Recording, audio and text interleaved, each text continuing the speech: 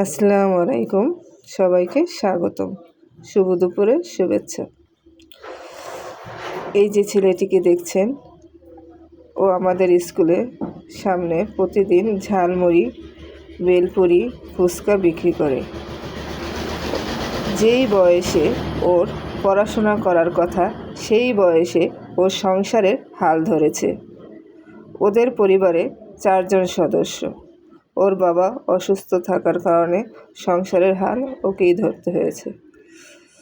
দেখেন, ছেলেটি ছোট, অল্প বয়সে সংসারের হাল ধরেছে। সবাই ওর জন্য দোয়া করবেন, ছেলেটি যাতে ভালো থাকে, সুস্থ থাকে। সবাই ছেলেটির জন্য দোয়া করবেন, আল্লাহ যাতে ছেলেটিকে ভালো রাখে। আল্লাহ হাফেজ।